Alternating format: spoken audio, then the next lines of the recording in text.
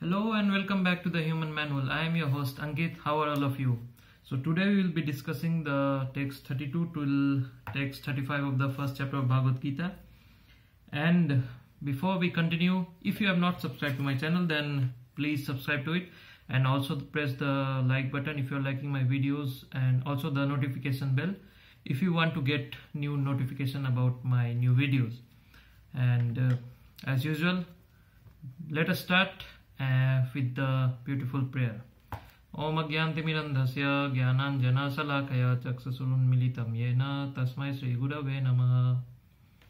So today we will be discussing text 32 till text 35 of the first chapter of Bhagavad Gita. So before wasting any time, let us begin. Text 32 till text 35.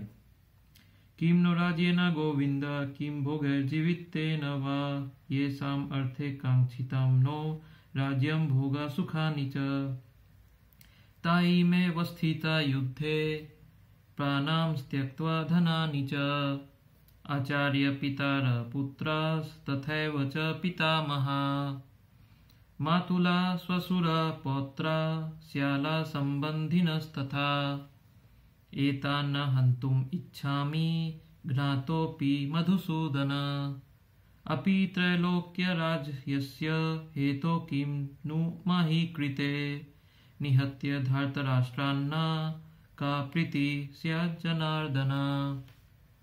The translation of this Sanskrit text in English is: O Govinda, of what avail to us are a kingdom, happiness, or even life itself, when all those for whom we may desire them are now arrayed on this battlefield. So who is saying this? This is Arjuna saying to Krishna that, O Govinda, of what avail to us are a kingdom, happiness, or even life itself, when all those for whom we may desire them are now arrayed on this battlefield. O Madhusudan, when teachers, fathers, sons, grandfathers, maternal uncles, fathers-in-law, grandsons, brothers-in-law, and other relatives are ready to give up their lives and properties and are standing before me, why should I wish to kill them, even though they might otherwise kill me? O maintainer of all living entities. This is being referred to Krishna. Krishna is the maintainer of all living entities. So Arjuna is saying to him, O maintainer of all living entities, I am not prepared to fight with them even in exchange for the three worlds, let alone this earth. So even if you give me three worlds, or even if you give me this earth itself, then also I am not ready to fight with them. Such has become the condition of Arjuna. What pleasure will we derive from killing the sons of Dhritarashtra? Now we will read the purport. I hope you got the translation of this text. So Arjuna has become very much depressed and he doesn't want to fight his relatives and his enemies, because he is feeling that when they are so much excited and they are so much willing to fight me and lay down their lives even to fight against me, then what will I do with this kingdom? So now we will understand the real message behind this text from when we read out the purport. So the purport is: Arjuna has addressed Lord Krishna as Govinda because Krishna is the object of all pleasures for cows and the senses. So Govinda means Govinda. So someone who is who gives pleasure to the senses and to the cows. So here Krishna is being referred to as Govinda by Arjuna because of a specific reason. What is that reason? By using this significant word, Arjuna indicates that Krishna should understand what will satisfy Arjuna's senses. So here we come to know why Arjuna is taking the name of Govinda, especially in this text, It is because Govinda, first of all, means someone who gives senses pleasure to the senses and the cows, and that is only one and only one. He is Krishna. And here Arjuna is taking the name of Govinda because Arjuna indicates that Krishna should understand what will satisfy Arjuna's senses. But Govinda is not meant for satisfying our senses. Arjuna wants Krishna to understand that please see what my senses desire, and you therefore satisfy my senses. But we must know that Govinda is not obliged to satisfy our senses. Govinda is not meant for satisfying our senses. If we try to satisfy the senses of Govinda, however, then automatically our own senses are satisfied. Instead of asking Govinda to satisfy our senses, rather than asking him to satisfy our senses, if we try to satisfy his senses, then automatically our senses will get satisfied because we are part and parcel of him. So it's like watering the roots of the tree, and automatically every branches and leaves and fruits and flowers, everyone will get receive the water ultimately. So everything, every part of the tree will get satisfied. Similarly, when we try to satisfy the senses of Govinda or Krishna or Lord Vishnu himself, then automatically our senses will get satisfied. Materially, if everyone wants to satisfy his senses, and he wants God to be the order supplier of such satisfaction. On a material level, on a material world, in the material world, when people want their senses to be satisfied, and they want God to satisfy their senses. It is like they think that God is the order supplier of to satisfy their senses, but God is never obliged to satisfy our senses. Maybe by His mercy He can satisfy our senses, but instead, Lord will satisfy the Lord will satisfy the senses of the living entities as much as they deserve, but not to the extent that they may covet. Till the point they may deserve, maybe then Lord can satisfy their senses, but not to the extent that they may desire, because our desires can be infinite, but our senses might not get satisfied to the extent we desire. Rather, our senses will only get satisfied to the point we deserve because of our past life, karma and all those sorts of things. So, but when one takes the opposite way, namely, when one tries to satisfy the senses of Govinda without desiring to satisfy one's own senses, then by the grace of Govinda, all desires of the living entity are satisfied. So when instead of asking him to satisfy our own senses or trying to satisfy our own senses, when we try to satisfy the senses of Govinda or Krishna himself, then automatically our senses get satisfied. Without desiring to satisfy our own senses, and we desire to satisfy the senses of Krishna, then automatically our senses get satisfied, and it gets satisfied eternally. Not that for a moment it gets satisfied, but it gets satisfied eternally. So Arjuna's deep affection for community and family members is exhibited here partly due to his natural compassion for them. Because Arjuna had natural compassion for his friends and relatives, his deep affection for community and family members is exhibited here in this text. He is therefore not prepared to fight. Everyone wants to show his opulence to friends and relatives, but Arjuna fears that all his relatives and friends will be killed on the battlefield and he will be unable to share his opulence after victory.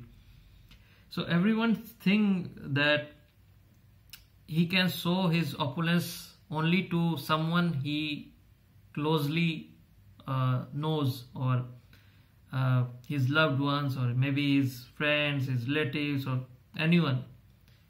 That person only wants to show his opulence to them because he thinks that only these persons will only react to my opulence. Suppose there is some unknown person, you don't know him, he doesn't know you, so he might not be interested in your opulences.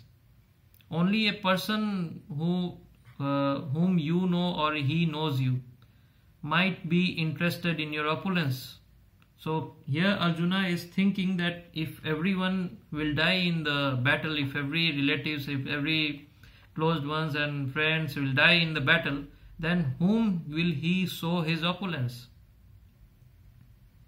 So that's the problem of people engrossed in material world.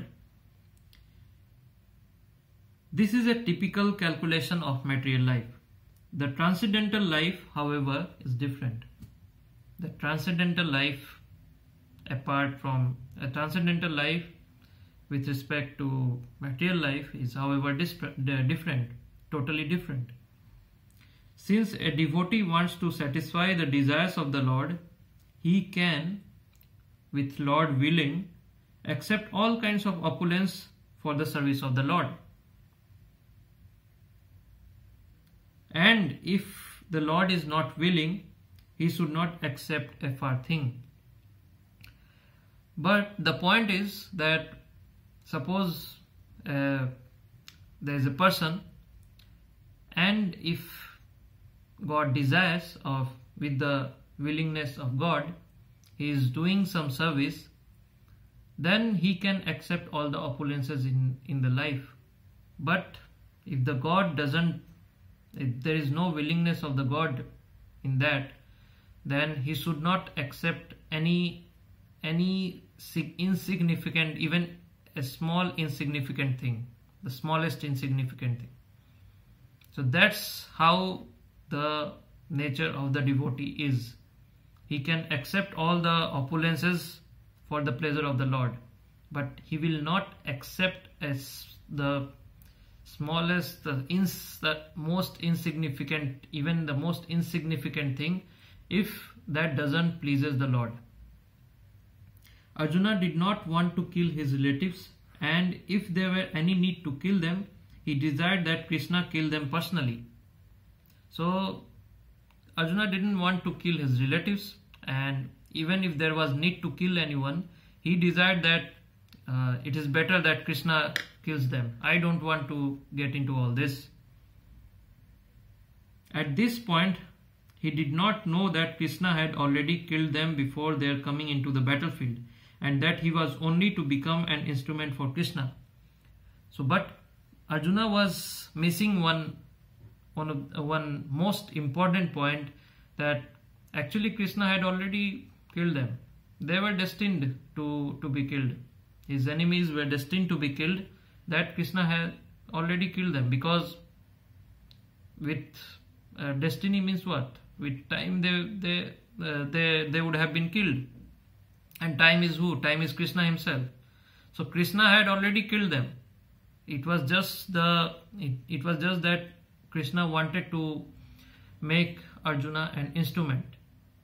So we think that sometimes that we have done something, we have done this, we have done that, but actually we are just the instrument in the hands of Krishna, or Vishnu, in the hands of the Lord.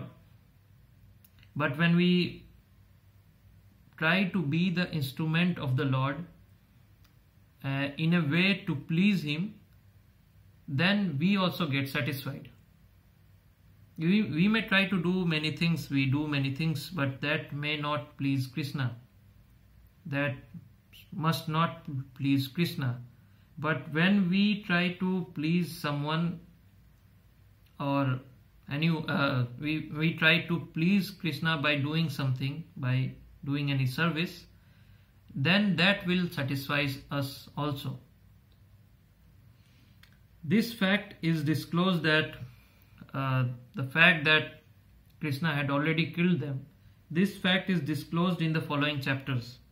As a natural devotee of the Lord, Arjuna did not like to retaliate against his miscreant cousins and brothers, but it was the Lord's plan that they should all be killed. Because it's the nature of a pure devotee that he is very compassionate and he is very forgiving. He is ever forgiving. He has the ability to forgive anyone with any amount of sins or offenses. His nature is like that. But the thing is that it was the Lord's plan that they should all be killed. There are many reasons behind that. First of all, the reason being that the dharma should be established, and the second and one of the most important point is that the devotee of the Lord does not retaliate against the wrongdoer, but the Lord does not tolerate any mischief done to the devotee by the miscreants. So the devotee can tolerate whatever offenses or anything wrong has been done to them by anyone, but the Lord cannot tolerate this, that someone has behaved in such a way, such a wrong way. Someone has hurted my devotees, so the Lord cannot tolerate this. The Lord can excuse a person on his own account, but he excuses no one who has done harm to his devotees. So, therefore the Lord was determined to kill the miscreants, although Arjuna wanted to excuse them. So, it was because of the nature of the devotee. Arjuna was a pure devotee, therefore he wanted to forgive them. He had a nature like that. But because Arjuna and the Pandavas were hurted in that way by the miscreants, therefore Lord was determined to kill them. So that was text 32 till text 35 of the first chapter of Bhagavad Gita. I hope you liked this video, and thank you if you came to this point and watched this video. Then if you like this video, then please press the like button and also subscribe to my channel. Thank you very much. Bye bye.